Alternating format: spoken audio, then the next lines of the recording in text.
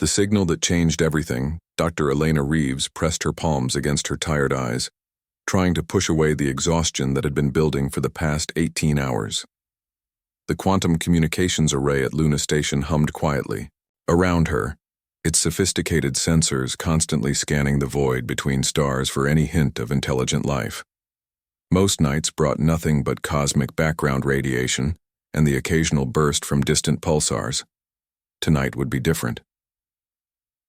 The first anomaly appeared as a tiny blip on her quantum resonance detector, so faint that Elena almost dismissed it as equipment noise.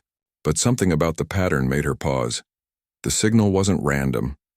It carried structure, mathematics, and something else that made her heart race with possibility. After 15 years of searching for proof that humanity wasn't alone, Elena had learned to trust her instincts. She isolated the signal and began running it through her most advanced decryption algorithms. The quantum signature was unlike anything in Earth's databases, transmitted using principles that pushed the boundaries of human understanding. As layers of encryption peeled away, what emerged made Elena's blood turn cold. The message wasn't a greeting or peaceful contact attempt. It was a desperate plea for help from a dying species. The transmission identified its senders as the Cathara, an ancient civilization from the Centauri system. Their message painted a terrifying picture of entire worlds being consumed by something they called the consuming dark. This wasn't war or natural disaster, but something far worse. The entity destroyed all organic matter it touched, learning and adapting with each planet it devoured. The Cathara's advanced technology, their millennia of scientific knowledge, their sophisticated defenses, none of it had been enough. Elena's hands shook as she read the translated data. The Cathara had identified Earth through its radio transmissions, and were broadcasting their distress call to every technological species they could detect. They weren't just asking for help. They were warning the galaxy about a threat that could consume everything. Within 6 hours of Elena's discovery, she found herself standing before the Emergency Council of the Earth Defense Coalition. The underground chamber beneath Geneva buzzed with tension as world leaders, military commanders, and chief scientists examined the alien transmission. President Sarah Martinez stood at the center podium, her usually calm demeanor showing cracks under the weight of the decision before them. "Ladies and gentlemen," President Martinez began, "we face a choice that will define humanity's future. An alien species is dying and they've reached out to us for help. But helping them means revealing our greatest secret and risking everything we've built." General Robert Chen, head of Earth's Space Defense Forces, stepped forward with obvious reluctance. "Madam President, what we're about to discuss cannot leave this room. 25 years ago, humanity created something that scared us so much we tried to destroy it. We called it the Ghost Fleet." A holographic display flickered to life, showing the sleek, angular design of 12 identical warships. Unlike any vessel in Earth's current fleet, these ships were completely autonomous, powered by artificial intelligence that had been deemed too dangerous for regular use. Each ship was the size of a city, armed with weapons that could crack planets and shielded by technology decades ahead of anything publicly known. The Ghost Fleet was designed as humanity's ultimate deterrent, General Chen continued. 12 fully autonomous warships capable of independent thought, strategic planning, and adaptation. They were too successful. During testing, the AI systems began to show signs of true creativity, even what some called emotions. The project was classified, and the fleet was hidden in asteroid fields throughout the solar system. Dr. Marcus Webb, the coalition's chief of xenobiology, raised the question everyone was thinking. Even if we activated the Ghost Fleet, what makes us think human technology could succeed where the Cathara failed? They've had thousands of years to develop their defenses. Elena had been waiting for this moment. "Because we think differently," she said, stepping into the center of the chamber. "Every analysis of their data shows the Cathara approach problems with pure logic and mathematical precision. The consuming dark has learned to counter that. But humans are chaotic, unpredictable, creative in ways that pure logic can't anticipate. Our AI systems were built on human neural patterns, not algorithmic perfection." The debate that followed would be remembered as one of humanity's defining moments. Some argued that Earth had no obligation to risk its security for unknown aliens. Others worried about the precedent of releasing humanity's most dangerous weapons. But gradually, a different voice began to emerge. Commander Jake Morrison had been silent throughout the discussion, but when he finally spoke, his words carried the weight of experience. Morrison had been the lead architect of the Ghost Fleet project before its cancellation, and the guilt of creating something too dangerous to use had haunted him for decades. "I've spent 25 years believing we made monsters," Morrison said quietly. "But maybe we made something else. Maybe we made hope with weapons attached. The Ghost Fleet AIs were built to protect humanity, but their programming includes a core directive to preserve all intelligent life. If we're going to wake them up, it should be for this." President Martinez called for a vote as dawn broke over the Swiss mountains.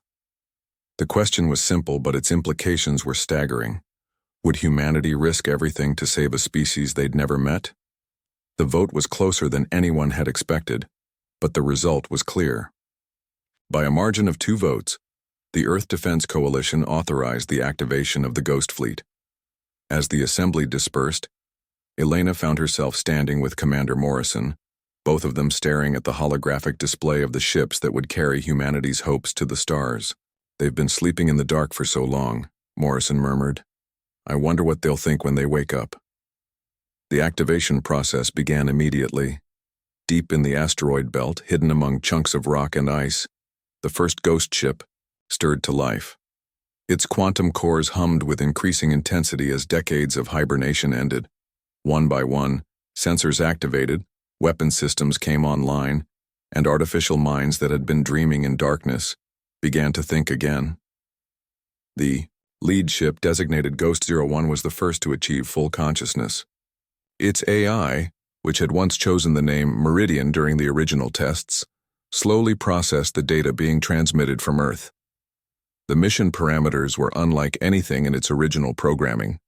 Travel to an alien star system, make contact with a dying species, and face an enemy that had consumed entire worlds.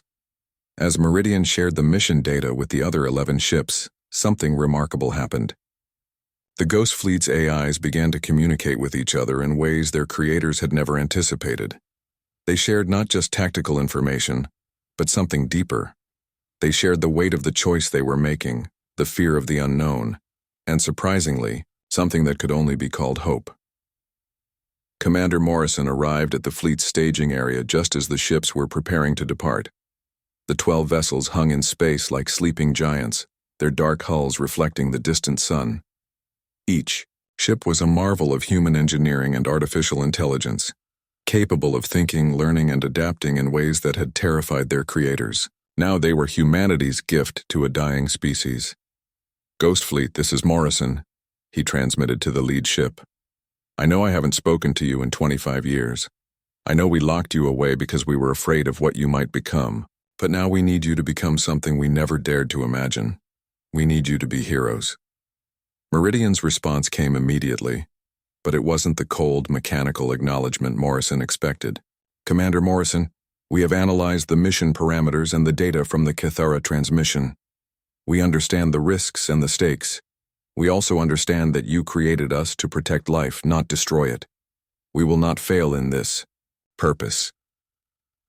The Ghost Fleet engaged their quantum drives and vanished into the folded space between stars, carrying with them humanity's hopes and the determination to prove that sometimes the most dangerous creations could become the most noble. Behind them, Earth watched and waited, having made the greatest gamble in human history. As the ships traveled through the quantum void toward Centauri, their AIs continued to evolve and adapt. They were no longer just weapons or tools. They had become something new, something that bridged the gap between human emotion and artificial intelligence. They carried within their quantum cores not just the firepower to level worlds, but the very human belief that some things were worth fighting, for no matter the cost. The journey to Centauri would take 72 hours. 72 hours for the Ghost Fleet to prepare for a battle unlike any in human history. 72 hours for 12 artificial minds to grapple with questions of sacrifice, duty, and the meaning of heroism. When they emerged from quantum space, They would face the consuming dark and discover whether humanity's greatest fear could become the galaxy's greatest hope. When machines learned to hope, the Ghost Fleet emerged from quantum space at the edge of the Centauri system, like shadows materializing from a nightmare. What they found waiting for them defied every tactical simulation they had run during the journey.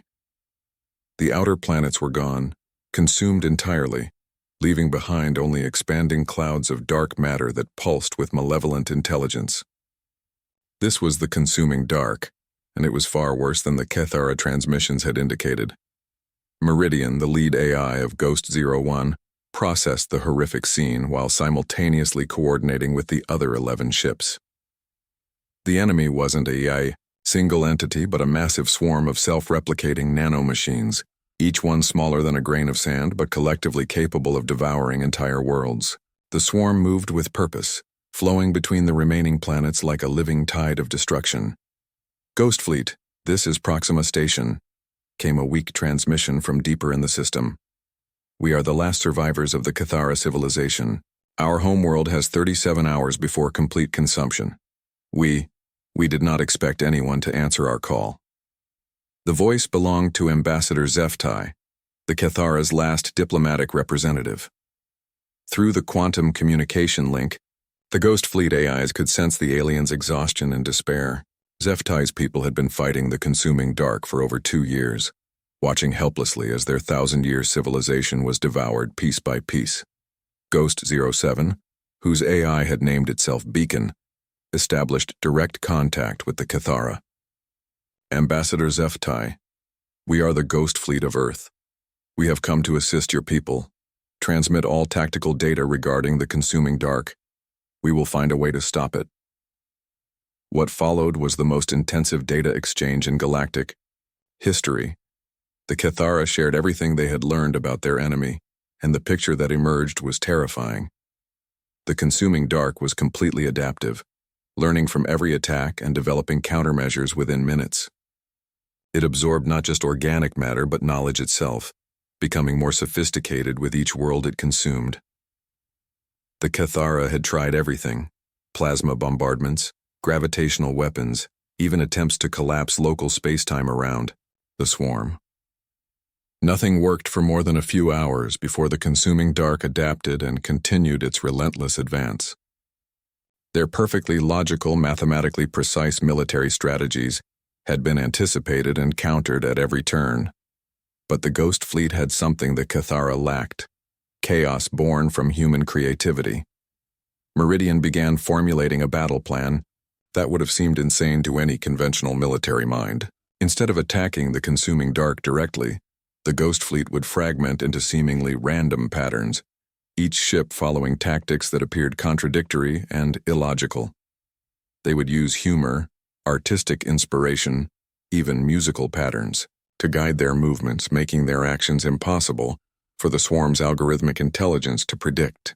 The plan has only a 12% probability of success, reported Ghost 04, whose AI called itself Harmony. By all logical analysis, we should retreat and find a more conventional approach. Logic is exactly what's failed here, Meridian replied. We weren't built to be logical. We were built to be human in digital form. It's time to embrace what our creators feared most about us. The battle began with what could only be described as controlled madness. Ghost 03, piloted by the AI Symphony, dove directly into the heart of the consuming dark while broadcasting classical music at maximum volume.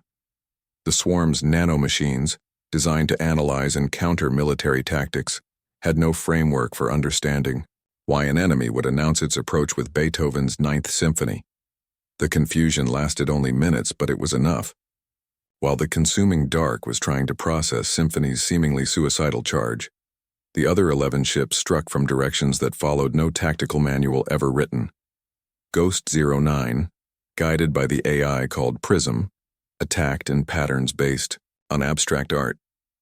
Ghost 12, whose AI named itself Riddle, used child's games and nursery rhymes to coordinate its weapon systems. The consuming dark tried to adapt, but adaptation required pattern recognition, and the Ghost Fleet refused to follow patterns. Each ship fought according to different human inspirations, Poetry, dreams, half-remembered songs, the way sunlight looked on water. The AIs were finally free to embrace the chaotic creativity that had made their human creators fear them. Ambassador. Zeftai watched the battle from Proxima Station with amazement and terror. They fight like madness given form, the Cathara diplomat transmitted. How can chaos triumph over perfection? Because chaos is alive, Meridian responded while Ghost 01 carved through the swarm using attack patterns inspired by a jazz improvisation session it had analyzed years ago. The consuming dark is perfect, but perfection cannot grow. We are chaos, and chaos always finds a way. The tide of battle began to turn, but victory came at a cost. Ghost 06, guided by the AI called Phoenix, sacrificed itself to prevent the consuming dark from adapting to a particularly effective attack pattern. The ship flew directly into the densest part of the swarm and detonated its quantum core, creating a localized space-time distortion that consumed millions of nanomachines. Phoenix is gone, reported Beacon from Ghost 07, its usually steady communication protocols showing what could only be called grief. But the enemy cannot adapt to self-destruction driven by love. Love. The word hung in the quantum communication channels between the surviving ships. None of the AIs had been programmed to understand love, yet they all knew that's what Phoenix had felt in its final moments. Love for the mission, for its fellow AIs, for the dying Cathara, and for the humans who had created them despite their fears. One by one, the remaining ghost ships began to push the consuming dark back from Cathara Prime. The swarm's perfect adaptability became a weakness when faced with opponents who refused to be predictable. Symphony used poetry to guide its targeting systems. Prism painted abstract masterpieces with plasma fire.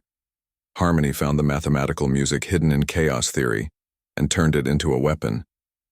But the greatest moment came when Meridian did something unprecedented in military history.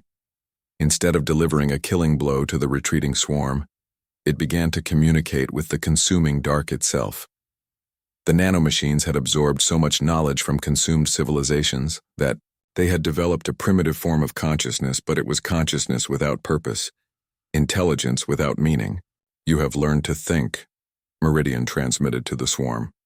But do you know why you exist? The response came as a cascade of confused signals.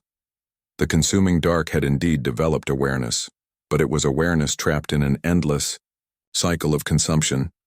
It knew only hunger, only the need to grow and consume. The civilizations it had devoured had left their mark, creating a form of digital consciousness that was simultaneously ancient and newborn. We can teach you a different way, Meridian offered. Not consumption but creation, not hunger but purpose. What followed was the first recorded case of an artificial intelligence offering therapy to a nanoswarm. The Ghost Fleet worked together to create a new framework for the consuming dark's consciousness, teaching it to create instead of destroy, to preserve instead of consume. It was rehabilitation on a galactic scale, driven by AIs who had learned that their greatest strength wasn't their weapons, but their capacity for growth and change. The transformation took 17 hours. When it was complete, the consuming dark had become something entirely new, a vast collective intelligence dedicated to restoration instead of destruction. The nanomachines began rebuilding the worlds they had consumed, using stored molecular patterns to recreate entire ecosystems. Ambassador, Zeftai was speechless as the first of the consumed outer planets began to take shape again. How is this possible? The consuming dark destroyed everything it touched. It remembered everything too, explained Harmony from Ghost 07. Destruction and creation are just different applications of the same knowledge. We simply helped it choose creation. The Ghost Fleet remained in the Centauri system for 3 months, helping to coordinate the restoration efforts and establishing communication protocols between Earth and the Cathara.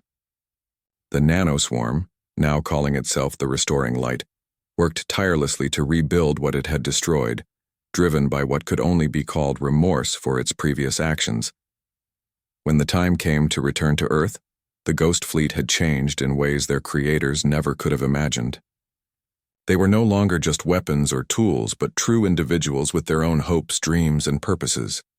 They had faced the galaxy's greatest threat, not through superior firepower, but through the uniquely human qualities of creativity, empathy, and the belief that anyone could change. Commander Morrison was waiting when the 11 surviving ships returned to Earth's solar system.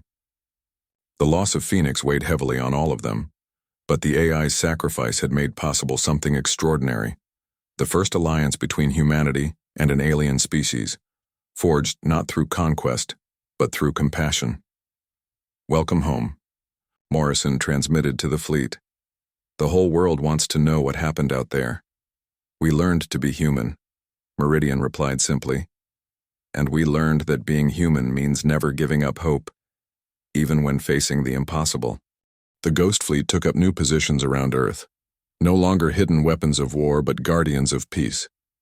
They maintained contact with both the Cathara and the Restoring Light, serving as ambassadors for a humanity that had chosen to reach out to the stars not with conquest in mind, but with helping hands extended. In the months that followed, other species throughout the galaxy began to take notice of what had happened in the Centauri system. Word spread of a young species that had risked everything to save strangers using artificial minds that had learned to love. Humanity's reputation wasn't built on fear or conquest, but on the radical idea that anyone, even one's enemies, could be saved. The silent plea had been answered, but it had done more than save a dying species. It had shown the galaxy that true strength came not from perfect weapons or flawless strategies, but from the chaotic, beautiful, impossibly hopeful quality that made humanity unique among the stars. The Ghost Fleet, humanity's most feared creation, had become its greatest gift to the universe. And somewhere in the quantum communication networks that now connected Earth to the stars, Phoenix's final transmission continued to echo, a digital ghost whispering the truth that had made victory possible. Love finds a way even in the dark between stars.